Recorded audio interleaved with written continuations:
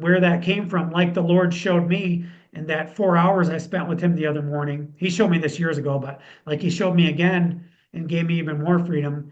He brought me back to when I was in fifth grade, Martin. And again, it was my dad on a couch. I went to my dad with a written business plan to start a business, and my dad laughed at me. And my dad called me lazy. And that actually put a mark on me. And that allowed the enemy right in that moment to speak a lie over me that I was lazy and that I was these things. And it wasn't until years and years and years later when I became an entrepreneur that God showed me I was believing that lie. And that's why I would walk in that fear and that doubt and that anxiety. And then once the Lord showed me that lie, he also spoke truth and freedom.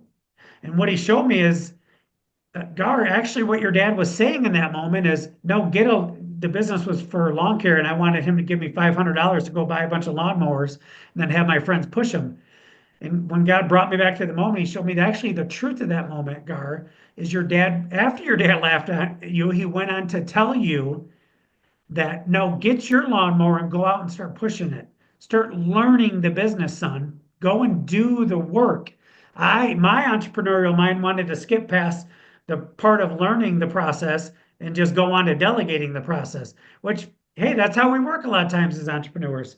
And my dad wasn't wired as much of an entrepreneur as I was. So God brought me back to that. He gave me freedom from that moment, literally brought me back to fifth grade, 12-year-old little boy.